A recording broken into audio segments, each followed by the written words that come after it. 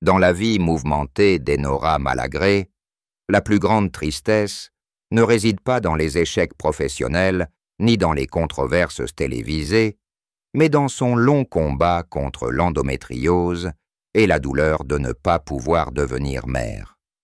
L'endométriose, une maladie chronique qui touche des millions de femmes dans le monde, assombrit la vie d'Enora depuis son plus jeune âge. Non seulement elle provoque d'intenses douleurs physiques, mais elle laisse aussi de profondes cicatrices émotionnelles, surtout lorsqu'elle lui ôte son rêve de devenir mère. Dans une interview émouvante sur le podcast Bip Sonore en 2025, Enora confiait « Je rêvais de tenir un enfant dans mes bras, d'entendre mon propre enfant m'appeler maman. Mais l'endométriose m'a enlevé tout cela, et c'est la plus grande douleur que j'ai jamais ressentie. » Enora a reçu un diagnostic d'endométriose à la vingtaine, mais à l'époque, elle n'en comprenait pas pleinement la gravité. Douleurs chroniques, hospitalisation et innombrables traitements ont fait partie intégrante de sa vie. Elle a subi de multiples interventions chirurgicales pour contrôler sa maladie, mais chacune ne faisait qu'accroître son sentiment d'impuissance. Dans une publication Instagram en 2019, elle écrivait « Il y a des jours où j'ai l'impression que mon corps me trahit.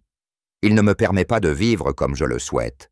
Il ne me permet pas d'être la personne dont je rêve. » Ces mots n'étaient pas seulement une confession, mais aussi un appel à l'aide, reflétant la profonde douleur qu'elle endurait en silence.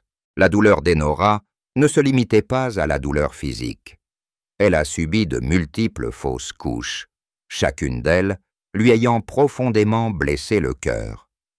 Dans son livre « Un cri du ventre », paru en 2019, Enora raconte son parcours larmoyant face à ses pertes. « Chaque fois que je perdais un enfant avant sa naissance, j'avais l'impression de perdre une partie de moi-même, » écrit-elle.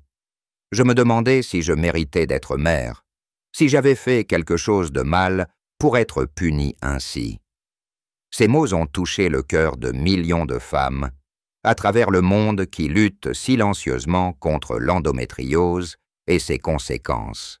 Outre sa douleur personnelle, Enora a également subi la pression du public et des médias. Célébrité, sa vie privée a souvent été scrutée, et le fait de ne pas avoir d'enfant à 40 ans lui a valu des commentaires malveillants. Certains l'ont accusé de privilégier sa carrière à sa famille, tandis que d'autres ont porté des jugements injustes sur son corps et sa santé. Dans une interview accordée à Télématin en 2023, elle a répondu sans détour. « Je n'ai pas choisi l'endométriose, et je n'ai pas choisi de ne pas avoir d'enfant. Mais je choisis d'être forte, et je ne laisserai personne définir ma valeur simplement parce que je ne suis pas mère. » Cette résilience, bien qu'admirable, ne peut masquer la profonde tristesse qu'elle porte en elle. La plus grande tristesse d'Enora n'est pas seulement son histoire d'endométriose, mais aussi son cheminement vers l'acceptation de soi. Pendant des années, elle a lutté contre le sentiment de culpabilité, se demandant ce qu'elle aurait pu faire d'autre pour changer son destin. Au fil du temps, cependant, elle a trouvé la force de partager son histoire et de devenir la voix des femmes atteintes d'endométriose.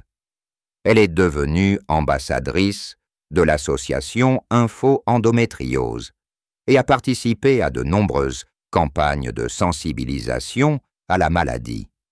Bien que la douleur soit toujours présente, Enora en a fait une source d'inspiration, lui permettant de toucher des millions de personnes et de diffuser un message de résilience et de compassion. Alors qu'Enora Malagré est toujours en vie et poursuit son chemin en 2025, imaginons un scénario déchirant où elle quitterait ce monde et laisserait un héritage profond à des millions de fans.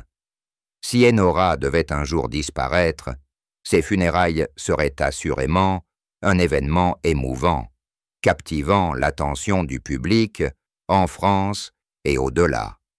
Ceux qui l'aimaient, du public de Touche pas à mon poste.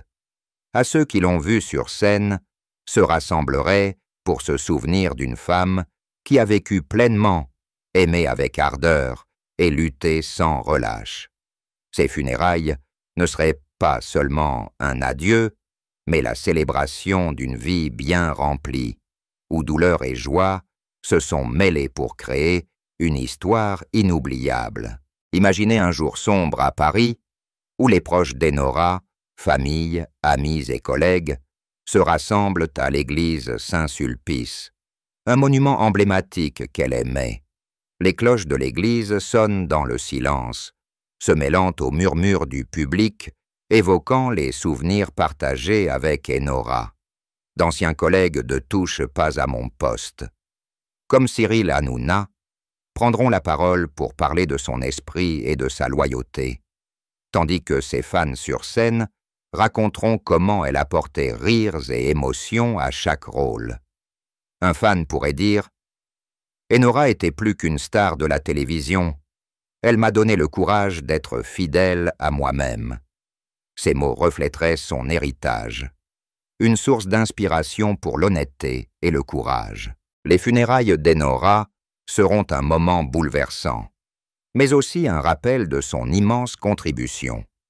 On se souviendra d'elle non seulement comme journaliste et actrice, mais aussi comme une femme qui a osé s'exprimer sur des sujets sensibles comme l'endométriose, l'égalité des sexes et la liberté d'aimer. Des livres comme « Un cri du ventre » continueront d'inspirer les générations futures, tandis que des émissions comme Touche pas à mon poste resteront à jamais gravées dans l'histoire de la télévision française. Son héritage ne se résume pas seulement à ses exploits à l'écran, mais aussi à la façon dont elle a changé le regard du public sur la santé des femmes et la diversité amoureuse.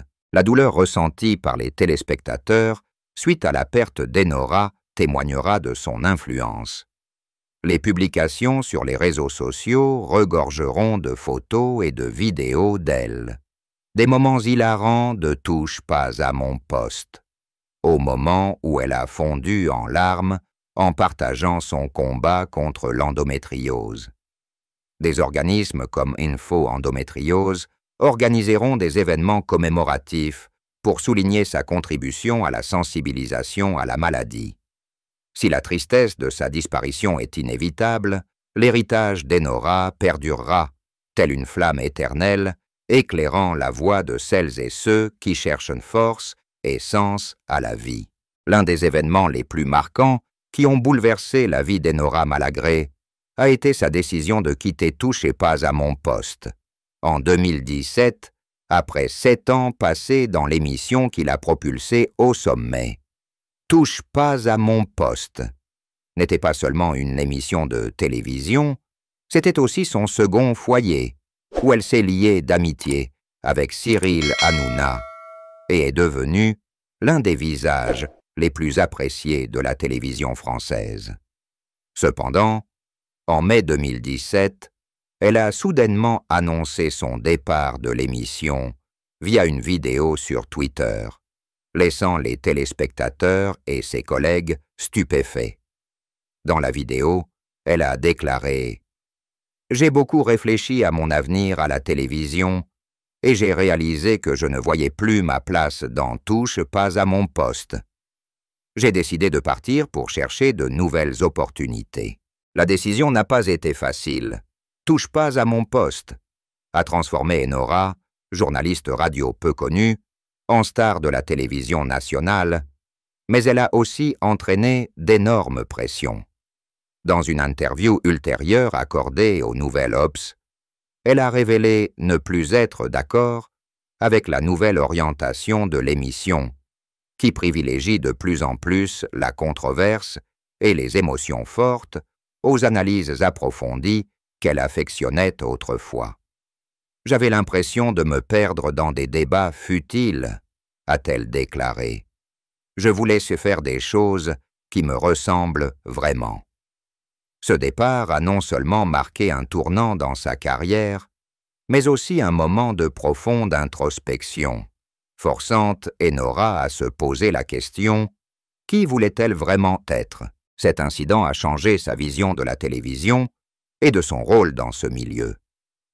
Après avoir quitté Touchez pas à mon poste, elle a décidé de revenir à sa première passion, le théâtre. En 2018, elle a joué dans la pièce Les Enfumés au théâtre d'Onou, puis dans La Dame de chez Maxime au théâtre du Gymnase, où elle a été saluée pour son jeu naturel et émotionnel. Son retour sur scène lui a non seulement permis de retrouver la joie de vivre, mais lui a aussi procuré un sentiment de liberté qu'elle n'avait jamais connu à la télévision. Dans une interview accordée à Télématin en 2023, elle confiait « La télévision m'a rendu célèbre, mais la scène m'a donné une âme. J'ai l'impression de vivre pleinement sur scène. » Cependant, quitter Touchez pas à mon poste a également posé de nouveaux défis. Enora a dû faire face aux critiques de certains téléspectateurs qui estimaient qu'elle avait trahi Cyril Hanouna et l'émission. Elle a également eu du mal à trouver de nouveaux projets télévisés qui lui correspondaient. Des émissions comme Le Van sur Siestar et Derrière le poste sur Depuis n'ont pas rencontré le succès escompté, ce qui l'a amené à douter de ses capacités. Cependant, cet incident l'a aidé à mûrir, à accepter l'échec et à trouver un véritable sens à son travail. Il a également ouvert un nouveau chapitre de sa vie, où elle est devenue non seulement une star de la télévision, mais aussi une actrice, une militante sociale et une femme pleinement épanouie.